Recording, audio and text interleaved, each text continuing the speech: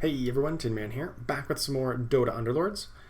Let's get started here. What do we got on round one? We've got a Tiny, is probably my favorite pickup on turn one. Tusk is also pretty decent after Savages have been slightly reworked on the last patch, where they now gain attack damage rather than stack up a bleed on the enemy.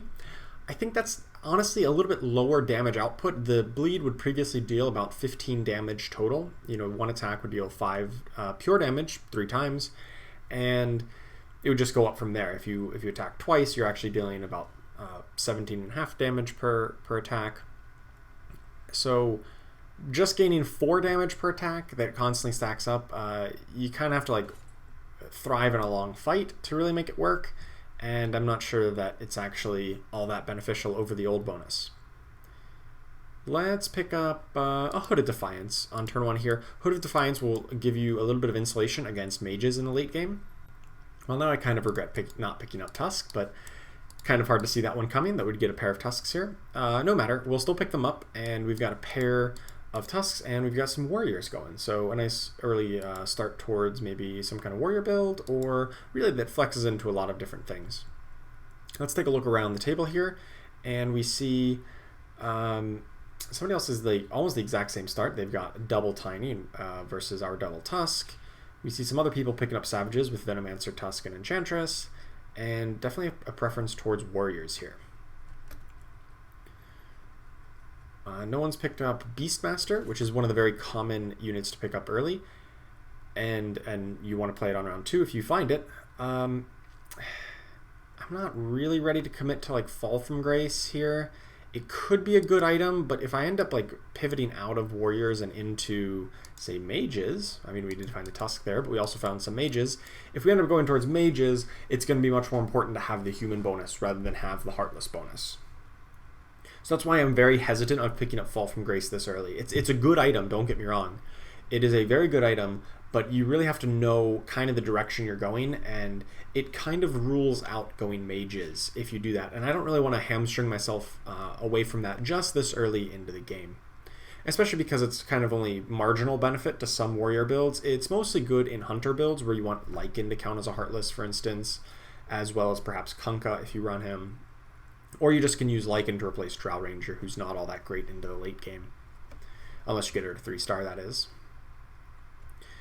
Alright, another quick scouting out here. No one else, or one person has a 2-star Ogre Magi, but that's about it. Here's a Target Buddy. I love Target Buddy. Not only is it like the cutest contraption, but also it just provides a ton of tankiness. 1,000 bonus health is essentially like an extra 2-star warrior, and it's just good tankiness up front. There's an Ogre Magi. Alright, we are running hot on this early game here. We've got 2 2-star units, and what does that really build into? Well, neither of these, Tusk and Ogre Magi, don't really work together very well in any kind of late game capacity. Ogre Magi generally only gets played in either a Bloodbound build if you find a big time contract and want to go crazy with Arc Wardens or something, or in a Mage build just to supply 6 mages. Whereas Tusk doesn't really go well into any late game build that I like. He can work into 6 warriors or other warrior builds at least until that point. But those kind of are at odds with the Mage build. Nevertheless, we're going to run both of these for a little while and see where they get us. So what do I want to pick up here? I've got 3 gold to spend since we won. I think I want the Wind Ranger. Do I? Or do I just want both Assassins? I think I just want both Assassins, actually. I think they synergize a little bit better than Wind Ranger does with anything that we have. So here we can put 1 more unit in. I kind of want to put in a Warrior because we had 2 of the Warriors, and this makes our Tusk very resilient now. Not that we really needed too much more resilience because we already have the Target Buddy, but that bonus armor is still quite strong. And since we're not going to get up to interest, let's just buy these units. And if we win, we can pick up Puck. I really don't like Shadow Shaman in any build for any reason, so I'm going to try to avoid him if at all possible. He can work as a 2-star unit for a little while, but really I'd try to avoid him. He just doesn't do a lot. He just deals very little damage, very low impactability, and his alliances are not terribly useful. They can be covered by better units like Bat Rider and Witch Doctor. at least in the early game. And Shaman is not a very useful tag. Really, at any point in the game, it's okay in the very late game, but it's only because it's on good units. So here we get a second Witch Doctor and a second Pudge, and that kind of gives us a good little sense of direction here that maybe we go towards like a Warriors and Warlocks kind of build. Heartless goes well with Necrophos because Necrophos is a Heartless Warlock. So this is a good pairing here. Let's sell off up to 10 gold before we buy those though, and maybe move away from these Assassins and Mages and to get up to 10 gold. It's possible maybe I could have kept like the Bounty Hunter and sold off the Ogre Magi, but there's still a possibility that we want to go towards a 3-star Ogre Magi, because 3-star Ogre Magi is actually nothing to discount. He's quite powerful, especially if you get other Warlock buffs or big time Bloodbound buffs on him. That's the word we're looking for. Bloodbound buffs. Looks like we're gonna get this one barely. Their healing was pretty darn strong. We can pick up everybody else in this pack too without losing any gold or anything, since we had our interest already locked in. But I'm not too thrilled about trying to keep any of them. We could play them if they cut to 2-star, and Drow Ranger actually is a pretty good Heartless if we get up to another unit here in a moment. There's a Tiny that I do want. I don't think we're ever going to need Timbersaw. The Scrappies, they're a good tanky alliance, but we already have Warriors, and we've got, pairs of a couple Warriors plus a 2-star Warrior. I don't really see a need to try to grab Scrappies at any point. Since we already have our alliance, we already have the defensive alliance in the build, really, in Warriors, so I don't think Scrappies are really where we want to be going. I think we should get this one. That's Dead Bloodseeker, and if Bloodseeker dies early in the fight, then it's generally going to be a 1 fight for you. Or if it's your Bloodseeker, you're probably going to lose, because it's kind of just like a freebie unit that just died. Alright, do I want any of these? So Venomancer looks like he gives you a lot of alliances, but he's a pretty weak unit, and I don't actually have the Warlock on board. I don't think it hurts to pick him up here. We'll just pick him up and kind of buy these units to keep our options open. I do this so that if next pack just happens to have 2 Venomancers in it or something, or 2 Queens of Pain or something like that, or, one of each, we can keep our options open to potentially go that direction. So I'm going to get rid of the Chaos Knight, the Lena, because we don't have anything related to those. And I think Drow Ranger probably wants to be the next unit in because the Heartless bonus is so good. So I think I'm going to sell these units off and get up to 20 gold. I know I could have got pairs of these, but I was kind of like, I was only really going to keep those if I got, really lucky and actually just got them to 2-star right away. But I would just have a pair of them, and there's no guarantee that pair actually materializes, and I'd really just like to lock in 20 gold on round 8. That is my very common benchmark, and I try to hit that every game, and I'm not going to speculate on kind of like a lower quality pair. I guess Queen of Pain's a pretty higher quality pair, but it doesn't really fit into a lot of warrior builds because you want Doom as your demon of choice in warriors, and you don't really run assassins in pairing with warriors. So that's why she's kind of a lower quality based on what we currently have.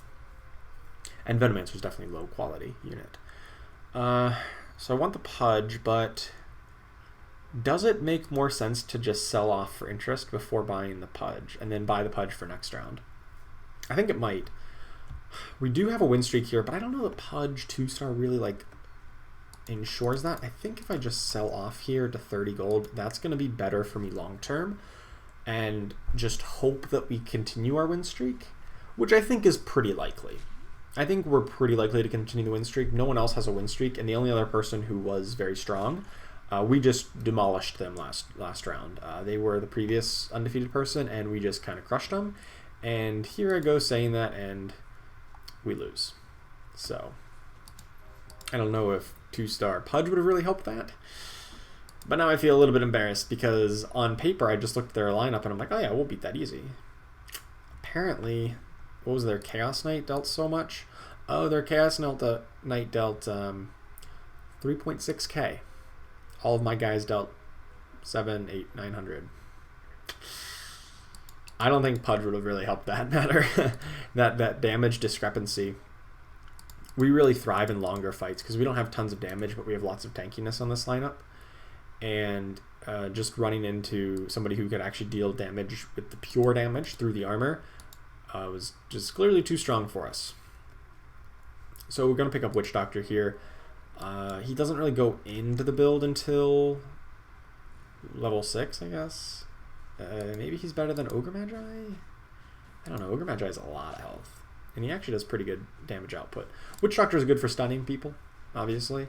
And if you have the troll bonus, that's a good bonus. But he's very useful in the early game. Like, if you get a 2-star Witch Doctor when you're level 4, like, his stun is like going to bounce and stun their whole team twice, basically.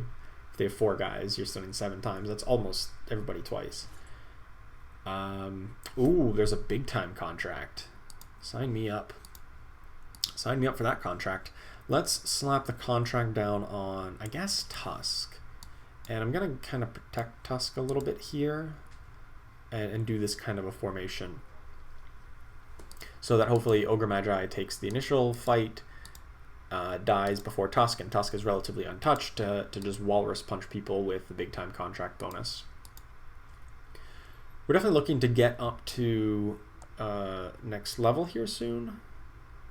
I can actually grab Abaddon over Drow Ranger, and that's a little bit of point of debate, is that Abaddon as a unit is better than Drow Ranger. That should be obvious from the fact that, you know, a 3-cost unit is almost always better than a 1-cost unit, just on pure merit. And since we're not using Hunter bonus, we should be using Abaddon. The problem is 2-star Drow Ranger is going to be more efficient for what we're doing than a 2-star Abaddon, because if we buy a 2-star Abaddon, we're going to lose quite a bit of gold in buying it, because we're going to spend 9 gold to buy 3 copies of it, but it'll only then sell for 5 gold, which means whenever we do eventually want to move on from Abaddon, maybe when we get a Necrophos or something, we're going to lose that gold, that 4 gold, which I don't really want to do. Whereas if we get a 2-star Drow Ranger, we invest 3 gold into her over the course of a couple turns, and we get all 3 of that gold back when we sell her. So that's why I'm never like too keen to jump into the Abaddon train, and it also means that I'm investing more gold in my board, when if we see right now, I can just sell off all those to get up to 50 gold for interest.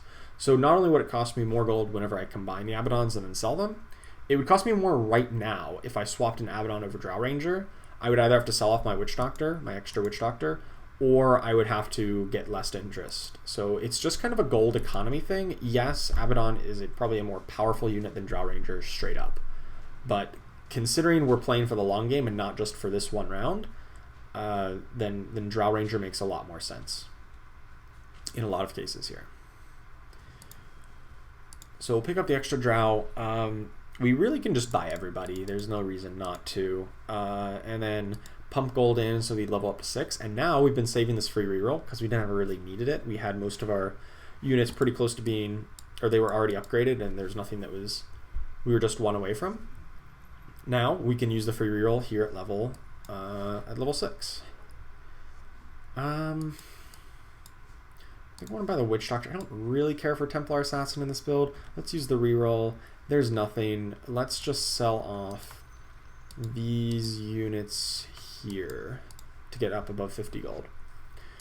I'm kind of separating them out on my bench here like this because Drow Ranger is the unit that we obviously have a pair of, and we want to level that up. Tiny, I'm not really sure I want to get that to 3-star because I don't know if he's going to stay in this build forever. He's an okay unit in the late game, but he's kind of outclassed unless you get him to 3-star, and even then he's okay. Whereas Witch Doctor is a very good unit who provides good relevant late game synergies. Warlock and Troll are both kind of late game synergies because they scale based on a percentage of either damage dealt or attack speed, which means the later in the game you get, the more powerful relatively it becomes because your units are more powerful. So I'm kind of looking to move more into Witch Doctor, and I think he might be a long-term staple in this build, and that's why I'm looking to get him to 3-star and maybe a little less on Tiny because I don't think Primordial is going to be all that impactful later on. I don't think there's much to do here.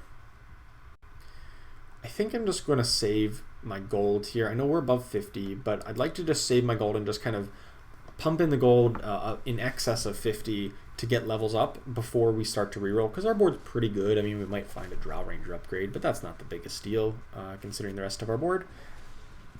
We might actually lose here. They've got good resilience, and we don't have either of our Bloodbound dead yet, and they're gonna die at like the exact same time, which is never ideal. That's unfortunate. Oh well. I'm actually just going to level here to 7 right now. It's on round 15, or going into round 15, which is a little unusual because normally when a creep round is coming up, you don't want to spend any gold because, well, you're probably going to beat the creep round anyway, and, you know, there's no reason to like, hurt yourself on interest to try to beat a creep round unless you really don't think you're going to beat it and you really want a good item. But I think we're going to beat the creep round. It's just that leveling up here does not actually cost me any interest. I'm still at 50 gold for this round. And that's perfect because we want to start getting the higher or the better options. We want to get more chances of these tier 4 units because that's what this kind of warriors and warlock thing is all about. Getting dooms and alchemists and necrophoses and kunkas and tide hunters and all kinds of things like that. And even the 5-cost units, the Medusas and troll warlords and disruptors. Just those really good late game units. We want to get higher odds of those as soon as possible. Okay, so we get Bracers of Desperation, one of my favorite items in the game. Basically, it's a Refresher Orb and then some. We can go on Witch Doctor. He'll probably get taken down at some point in fights long enough to get the Bracers cast off. And he's probably has the most impactful ability on our team right now. There's a Shadow Fiend. I think I like Shadow Fiend a bit more than this second 1-star Witch Doctor, just because he gives me the Warlock bonus. He also gives the Demon bonus to himself, but that's kind of secondary. I guess I'll use the free reroll here, and that was a good choice, picking up a Drow Ranger upgrade. So our whole board's pretty well upgraded. So now the question is, do I level to 8 on round 17 here? I don't have a great unit to put in, but it's all about those unit odds. It's all about trying to maximize the chances of getting tier 4 units. And this one would cost me interest. If I spent, what would be 25 gold, I would probably only collect 4 gold of interest next turn. But I think the cost of 1 gold there is totally worth it. I think that's totally worthwhile to pump my gold into here. We're going to be at 33, but then we're going to gain about 10 for the round. And we'll be back up to above 40. I guess Lycan would be a good default because he gives me the Savage bonus, which not the biggest thing ever, but it works. Is Sand King better for that Savage? Since I don't have Fall from Grace. I don't have Hunters. I think Sand King may just be better. Lycan's fine, but Sand King provides a pretty decent AoE effect. I think I like Sand King a touch better. If we're kind of comparing at even levels. You know, Lycan is obviously easier to get to 3-star than Sand King.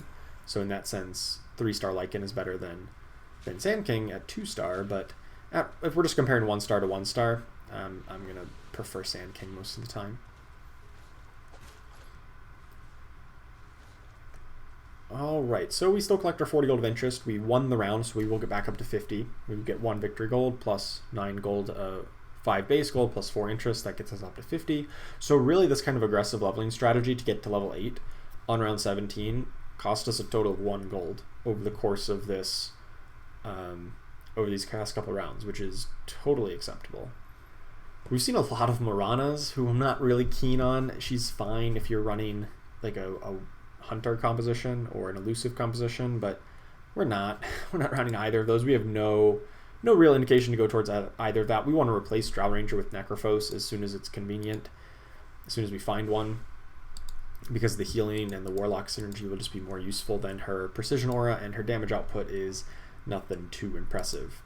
We actually see a rather interesting thing on the scoreboard here. Most opponents are, or not most, but 3 of them are still at level 6 at round 18. That is, that's kind of unusual, I'll say. Very often people are going to level to 7 by this point, but it's becoming a bit more popular with the kind of hyper re-rolling Hunters build that people are playing a lot. You'll see a lot of Hunters be at that lower level because they want the higher odds of finding Beastmaster in particular, and they want to stay a low level to get higher odds on the 2-cost units, tier 2 units.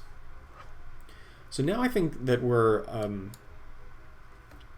now that we're above 50 gold here, we're still winning though, which to me, I just really want to get greedy, and I think I just want to level to level 9 on round 21. I'm just going to spend my gold in excess of 50 right now. You know, I just don't spend anything until round 21, and we're going to get up to level 9, and then at that point, we're just going to have really, really good odds of finding tier 4 units. Generally, leveling to 9 like this is good when you want tier 4 units that you want to get to 2-star, but it's very bad if you want to get anything to 3-star at any point, because you're going to spend a lot of gold on leveling up, and that means you're not going to spend a lot of gold on rerolling. That is a one big Ogre Magi. Very, very big Ogre Magi. It's unfortunate we lost our win streak there, but it means we get a free reroll when we get to the higher level, so you gotta look for the positives there. That person now got a 3-star Ogre Magi. Combining all that into a 3-star Ogre Magi, wow. Like I said, Ogre Magi can definitely be a really good unit if you get him leveled up and have Bloodbounds to sacrifice to him. So after this creep round is going to start, we're going to be kind of stacked here on the right-hand side just to kill off the one on the right first, and then Sand King is going to go wherever he goes. And we're just going to level up. So once the round starts, we pump our gold in to get up to 31 of 32. And now next turn we're going to level up and hopefully find a good tier 4 or 5 unit even. Let's hope we get one of those. If not, it's not really a great unit we can put in. We'd probably just end up putting in like another Shadow Fiend or something. I'm still going to move back because I still want most people to kind of hit my target buddy first. And we see we get to pick up another Bracers of Desperation. Still just a great item. Good on the Warlocks, good on Tidehunters, good on Dooms, good on, you know, Enigmas. Yeah, I'll play an Enigma here. Why not? Primordial bonus, totally worth it. Probably gonna move away from Tiny long term though. So I'm gonna get rid of these guys here to get back up to 40 gold. Alchemist is pretty good. And so is Arc Warden. So I'm going to buy these guys, and then we're going to hold off. Because I wanted to wait till the round started so that I could grab the 40 gold of interest. Because we're going to be buying a lot of units from now on, so we need to make sure we got lots of gold. Once again, by doing that kind of aggressive leveling up and not re-rolling like at all, we were able to get... only cost us 1 gold of interest to really do that, because we are going to collect 4 gold of interest here, as opposed to 5 if we hadn't been leveling so aggressively. So our net worth is going to be pretty darn strong. Not the strongest in the game because we've never really completed win streaks, but still pretty good. Alright, I think Alchemist may just be better than this Bracers of Desperation, and don't really think we want Dragon Knight. Arc Warden's probably better than Shadow Fiend because of the Shaman bonus of all things, and that can be a good big time contract holder rather than the Tusk. I'm just going to sell off these guys and get back up to above 50 here, and then on future turns here, whenever I can spend gold and not be losing interest, then we're going to start re-rolling. I don't know if it really makes much sense to get up to level 10, at least not right away, because we do want to get a lot of these 4-cost units and actually get them to 2-star. Wow, Alchemist went from 100 to 0, even with Bracers, couldn't get a cast off. It's unfortunate. Oh, they have their own Enigma. Well, that would probably be why. They kind of have like our build. They don't have Arc Warden, they have Shadow Shaman, who's making our board lots of chickens, but still getting it done here. Arc Warden.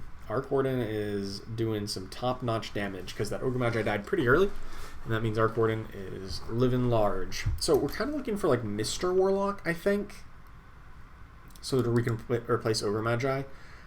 Ogre's really good in the early game because he has high health good auto attack damage, but definitely falls off going into the later game. Is there any mages that I need to worry about? There's nobody, or there's one person playing mages, but they're not really playing like a mage burst comp. They're playing like ogre magi mages. So I'm not like thrilled about trying to grab Slarder here for a scaled bonus. I don't think it's that important. And I think even a 1-star Doom is better than a 2-star Tusk here. This Gloves Face should probably move over to Doom. It's currently on Tiny. Should probably move over to Doom. And still staying above 50 gold. We're working up onto Witch Doctor here. He should be getting 3-star, hopefully sooner rather than later. Oh, nice. We got a Doom on their 3-star Ogre Magi. That is just beautiful. And we still lose anyway. Luckily, we killed the Ogre Magi, so we don't take that much damage. But that's why you play Doom, because he gives you the out to very strong units like that. Alrighty, so we definitely want to find Necrophos over this Drow Ranger, which will give us our 3rd Warlock, and then hopefully we find either Disruptor or a, I was going to say Mr. Warlock, so that we can get up to, 4 Warlocks. I don't have any extra warriors. I'm just going to ditch Ogre Magi here. Just to give another Warlock instead. Buy the Doom here after interest locks in, and yeah, so we've got a lot of things. We've got pairs of Alchemist, Doom, Arc Warden. Once we get those upgraded, those will all be really big upgrades to our team. Right now we're probably a touch weak because we haven't found these upgrades. We're still running a lot of 1-star units, but we're working on it. So meanwhile our opponents have 2-star Necrophos. That's pretty strong. Because a lot of these opponents have started rerolling at level 8, and they've been rerolling for a couple of turns now, from around 21-ish to 24, meaning that they've got, they've got more upgrades than we do at the moment. Because we kind of started rerolling at like around 23, but we've had higher quality of rerolls, so it kind of balances out. I don't think we're ever going to really have space for more Ogre Magi's. If anything, I'd want more Mr. Warlocks, because they'll trigger the Warlock bonus again. So Arc Warden, it's a creep round, so I'm not going to drop below 50. Not that I would naturally do that anyway, when I'm like healthy and don't feel like I'm under threat. We'll keep open the option of Tidehunter depending on how much mage this player goes. They don't have too much magic damage. I guess they have Shadow Fiend, Puck, but like kind of 1-star mages otherwise. They don't have Keeper of the Light. They don't have Morphling or Nature's Prophet or other kind of like burst magic damage. They have some, but it's not so much that, oh my god, I need to drop everything to make sure I get a scaled bonus to beat them. I just kind of need just my normal CC and damage, and everything else should be fine to beat them, I would hope. And the other thing is that they're the 2nd place player, so they're going to be in this game for the long term, just like we will be. Whereas if it was like a person down here about to get eliminated, or possibly about to get eliminated, I wouldn't care nearly as much about what they're doing until they kind of solidify themselves and get on a win streak maybe, and I think, yeah, they're going to contest me for a top spot here. There's an Octarine Essence. These other 2 items are just garbage this late in the game, but Octarine Essence is very good on, well, Necrophos in particular.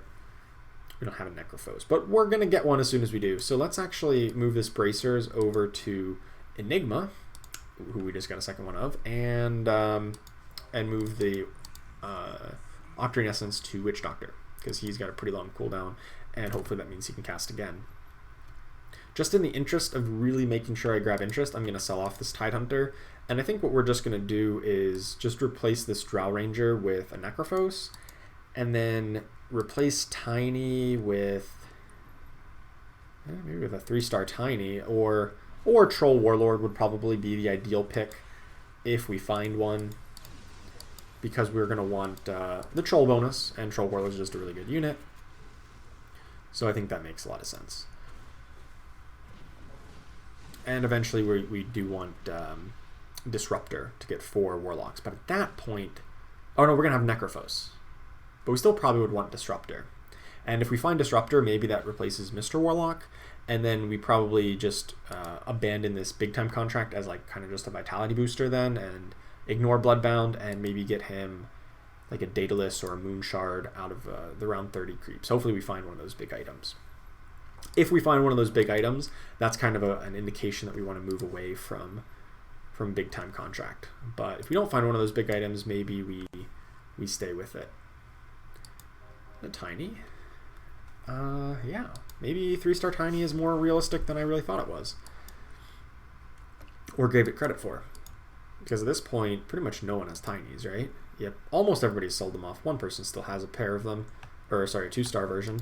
So it's not the hardest thing in the world to find some tinies.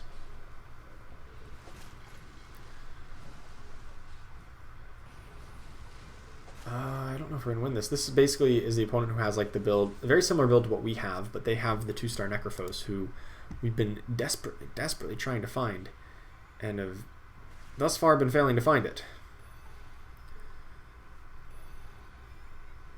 Ugh, we're so close to killing him. That's alright. We're still very healthy. We're not taking too terribly much damage. We're not taking like 20 damage here. We're taking 12. Actually, that's more than I thought we were. Oh, because I thought we killed off their Arc Wardens. Still, not gonna panic over just that one fight.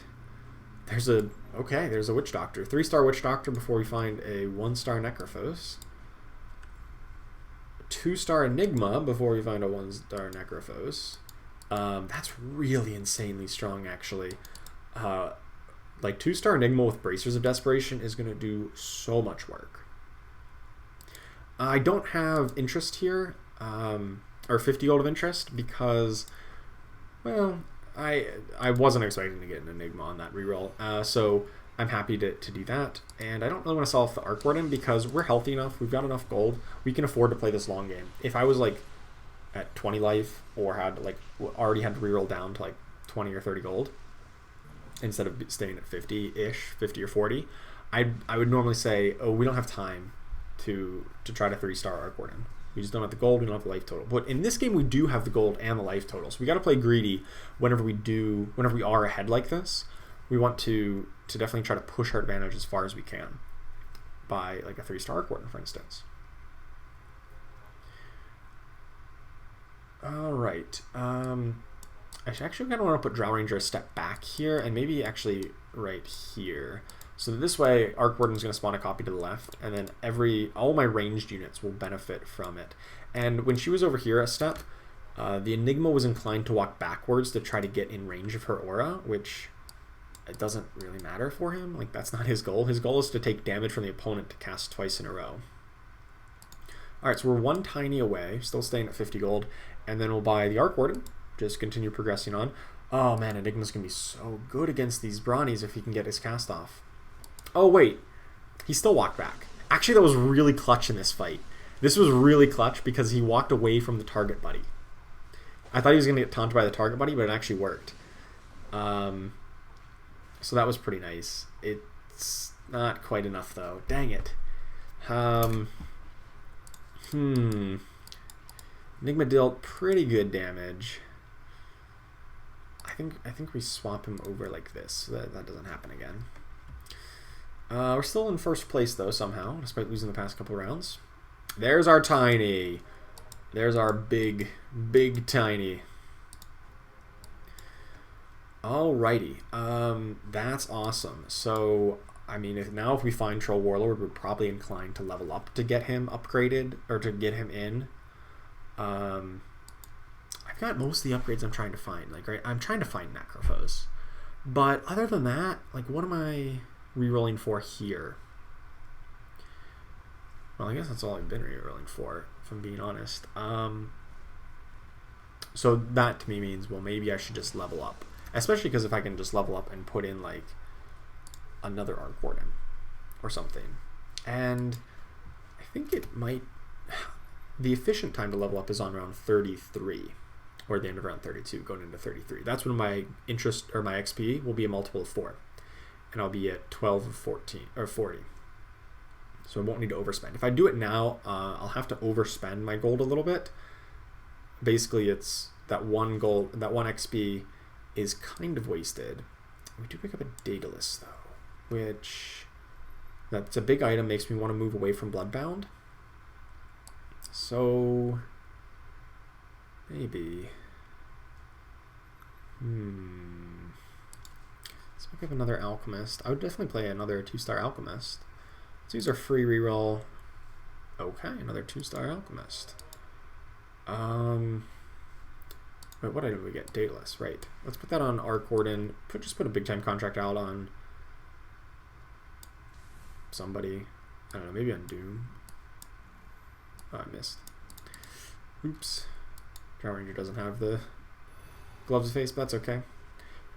Yeah, I think we're just going to level up on around 30, on 33, because we're not really under risk of like being eliminated by then, or even taking too terribly much damage by then, because we are quite strong with the Witch Doctor and Tiny upgrades. So, yeah, there's no reason to rush this. There's no reason to kill my economy. Let's just get up to level 10 efficiently, and then we can just run away with this game. We are mainly worried about the Beastmaster Axe build, and then this 3-star big-time contract build. Both of which rely on very big health units, which hopefully our Enigma just gets to completely shred. So let's just pump our gold in, and then next turn, during combat on this turn, we'll kind of fully level up. All right, things are looking good. I'm pretty happy with the way this game's going so far. As long as Enigma doesn't get silenced by this Disruptor, which doesn't seem very likely, before he at least gets one cast off. Really, I mean, more than one cast would be great, obviously, but even if he just gets one, it's still going to deal massive chunks of damage. Over 8,000, I think was just one cast. And then our backline of Arc Wardens and 3-star Witch Doctor can clean up pretty efficiently here. All right, let's level up, get up to 39 of 40, so we'll tick up and have a really good chance of finding like Troll Warlord or another Alchemist, or Necrophos. Still missing that.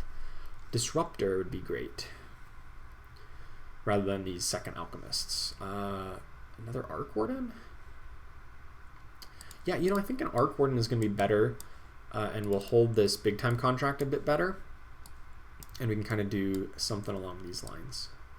There's nobody left who's running Assassins, so there's really no reason to have Pudge that far back.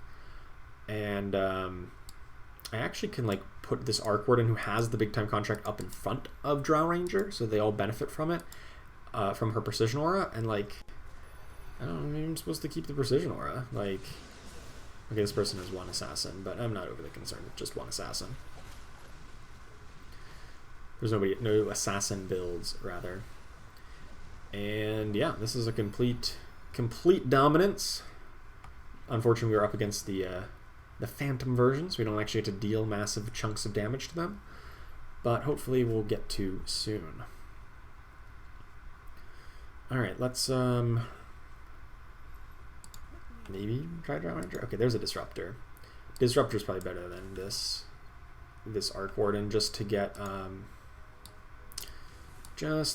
to 4 Warlocks and get the 4 Warlock Ace effect. Now I'm just kind of rerolling everything. There's the Troll Warlord, which I know I've said I wanted. I just don't know like how I want it. How do I want to fit it in? Is it better than Doom? Is it better than... It's probably not better than 3-star Tiny. I don't think it's better than like Pudge, because I still want to keep the Heartless bonus. It's like hard to see where he fits in. I mean, yeah, he's going to be a great effect. It's just what effect do I want to lose to fit it in? I wanted it to be Tiny, but then I got Tiny 3-star, and I'm like, well, you know, maybe we want Tiny 3-star instead. I wish I could level to 11. It's not allowed. Well, we're up against the creep round here, so you get a little bit of time to decide. Well, I guess if we find... Oh, I didn't even buy him. Oh my gosh, that was stupid. Well, I guess that makes that decision for us. That was silly. Sorry, I was so deep in thought I didn't even realize I didn't buy it. It's whatever. I guess if we do find the Necrophos, which I really hope we do, we can replace Drow Ranger and Warlock with it. With the Necrophos. And then we clear up an extra spot, which could have been the Troll Warlord. Or could just be a 2-star Alchemist, or a 2-star Orc Warden, or something along those lines. Unless if we don't find both of them to 3-star. But apparently finding Necrophos is a hard thing. Okay, so Refresh Orb is probably just better than there it is. Finally. Refresh Orb is just like strictly better than that Bracers of Desperation, and I think it just makes sense to do this. Like, Alchemist is just better than giving Doom a little bit. I actually think I might want to move Bracers from Disruptor over to Doom, and then move Big Time Contract onto Disruptor just so he's a little bit tankier to make sure he doesn't get burst down before getting his ult off. Just 250 extra health. Didn't really work there because we didn't get it out in time, but I still think we win this. I don't know if it really matters. I think we're just going to win the game this turn. Well, if we win this round this turn, we might not. I think we do. We don't eliminate them, though. Oh, no, we don't even win. That was the real Arc Warden. Yuck. Alright, so we take some damage here, but that's okay. I think with the better item distribution, we should be fine. So now we know at least we're in a 1v1 here against the Big Time Contract build. Enigma should do a lot of work. I'm actually going to move Pudge up just so we can make sure to not get Enigma there, and we're going to be very, very well spread out, just so that we don't get caught in anything here. There's a Troll Warlord. Maybe that's better than the second Alchemist, as we kind of discussed before, but I forgot to buy him. And then we're just rerolling everything because like we're one turn away from winning the game.